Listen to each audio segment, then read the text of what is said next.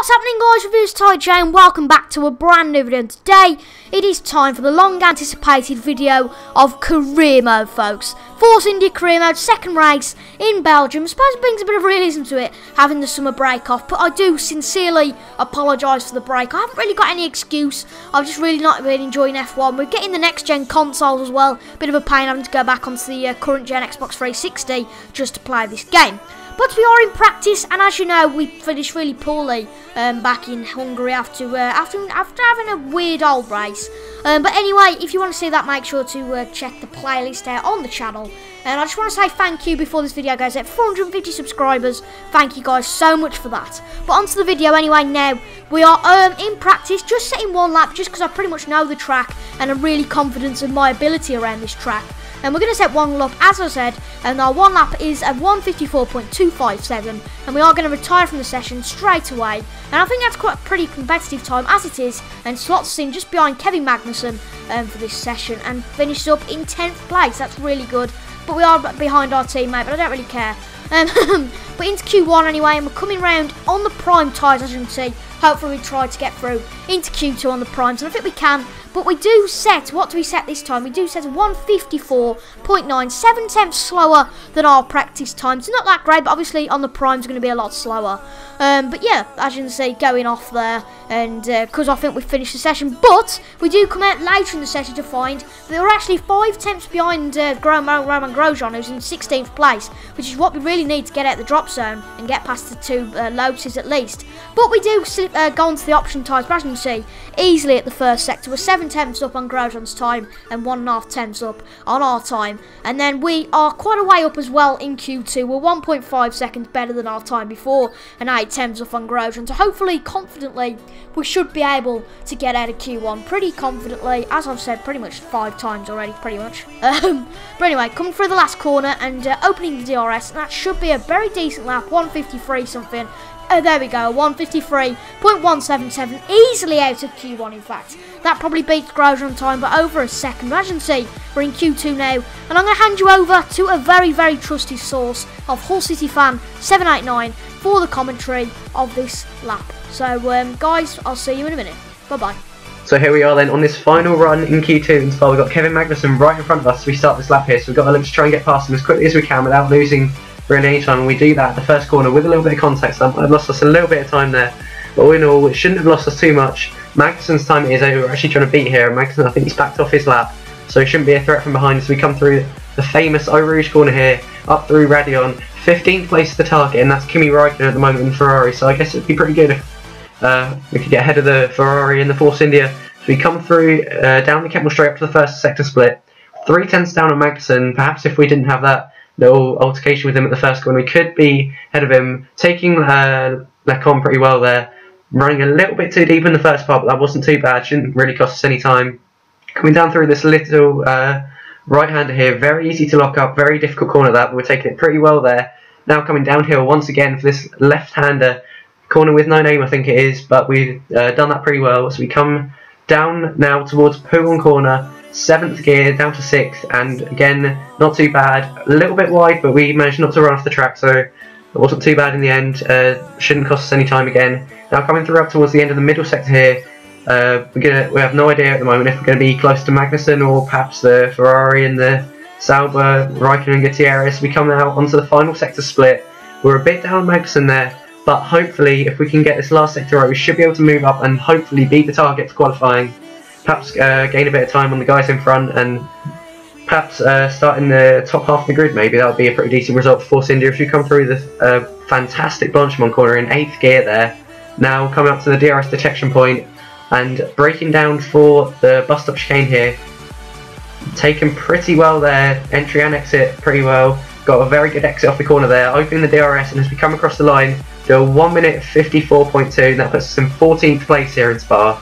So thank you for Alex for doing that, very much so. But as you can see, in qualifying we do end up 15th place, And we didn't have a great qualifying. We did, as Alex said, thank you very much to him yet again, qualifying 14th, but we did drop down to 15th yet again in the end. I think we dropped down because of Gutierrez setting a better time. Yeah, no, it's Adrian Russell actually. Apologies about that. But we are getting ready for the start on the grid, starting on the options today, as you can see. And we've got the lights here in Belgium, 5 lights, and we are away here in Belgium. Good start. Good getaway. Suttle always has a good. Suttle's got a good getaway as well.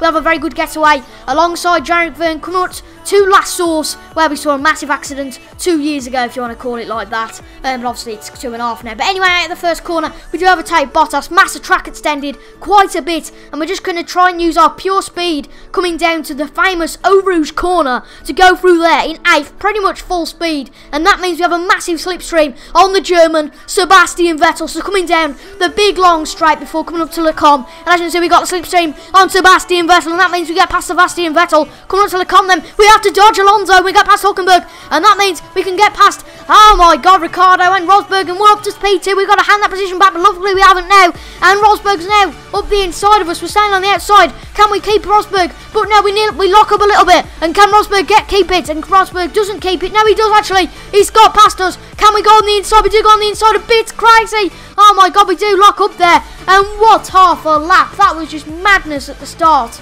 Absolute madness. But anyway, we are on lap 2 now, and we're up to second way from 15. Crazy stuff. And we overtook Rosberg. But as you can see, we're up to this corner. We got Rosberg. He's going to come up alongside us and overtake us. But we do get past him. Can he get past on the inside? But he just back off, luckily. And that means we keep second just for now on lap 2. And we are so scared, to be fair. But as you can see, we've got the first DRS of the afternoon here at Belgium. And Rosberg really just up our backsides, and we've just thought, you know, we really could get a podium here. Hamilton's already 8.8 seconds in front of me, sorry, and I think we really could get a podium here today. So as you can see, we do set a 155.7 in the end on that lap, but it doesn't really mean anything. But Hamilton's 12 seconds behind.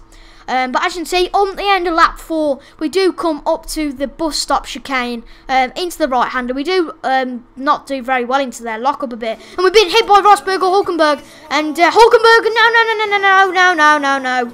That was a disaster. We came around the corner, pretty much, we'll see in a minute, the aftermath of that.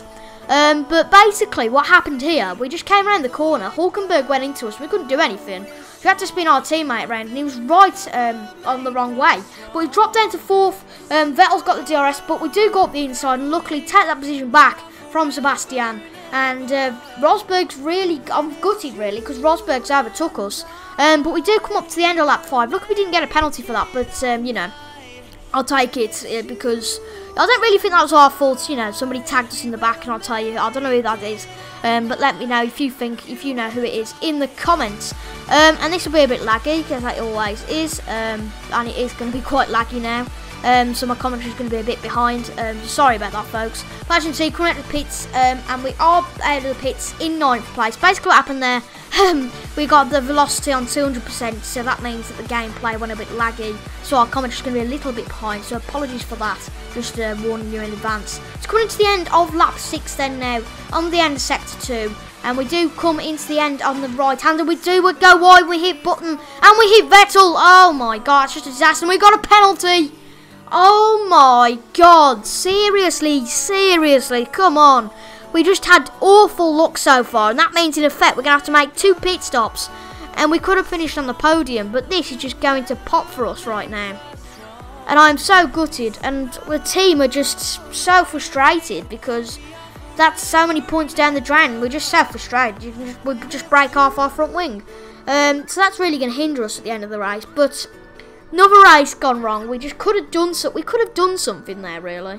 But in the end, we couldn't do anything. So I'm a bit annoyed about that. I'm not going to lie. But in the end of the day, you can't really do much about it. But I don't really know what happened there. We did go in the gravel, joined a bit unsafely, I admit. But then Button and Vettel got there too close, and all hell broke loose, basically. And we're out in 19th. We're meant to be second. 19th we are now. But as you can see, we're up to 18th. Thank God somebody else pit. Not embarrassed anymore. But Chilton, as you can see, is going really slow, as he always is. No offence to him, but he is. Go for the right-hander, and we do get past Max Chilton. And then going on to this straight, we are actually we're on to Maldonado now. And Maldonado in 16th place. And as you can see, Maldonado spun. Wow, I didn't expect that whatsoever. Maldonado, the cars never spin, do they? As you can see, just coming through this corner, we did put it on half speed. Nobody touched him. Maldonado must have just had an awful line through there and just spun the car. Very unlucky for him. And that means he'll drop down quite a significant lot. Even though I don't like him, you know, it's quite unfortunate for the man. But as you can see, comfortably dive-bombing Kobayashi at the first corner. That's turn 1. And that means we're up to P15. But I think that's about all we're really going to do, unless we can get past Ericsson. But as you can see, we get the DRS on the long straight and get past Ericsson. So that's very unfortunate for us, really, only finishing 14th today. But as you can see, on lap 11, Lewis Hamilton has won the race. But we go wide at P1, and that means Hulkenberg goes through, and Jenson Button goes through. And that means we're down to P16. Our tyres are pretty much gone. We're on the prime tyres. Jenson Button, I think, started on the primes and he's now on the options. And with the slightly broken front wing, we lost downforce. So that means in the end, ladies and gentlemen, we do finish in the end in 16th place. That is absolutely terrible. I'm not going to lie, because it is. 16th place. We were in 2nd at one point. All I can say really is I'm really annoyed, but obviously we're at Monza next for our next Grand Prix. Hopefully we won't have to wait 3 weeks for that. But Monza is a good Grand Prix for me and the team, so I'm quite happy with that. But actually Roman Grosjean retired, and as I said earlier, Lewis Hamilton took out the race win. But as you know, we have to pick a rival, but that doesn't matter because it's only been 1 season of this. But we had to pick a rival out, I think, of John-Eric Verne or one of the Sabres. Yes, John-Eric Verne or one of the Sabres, and we had to pick John-Eric Verne in the end, so you'll see that in the next video.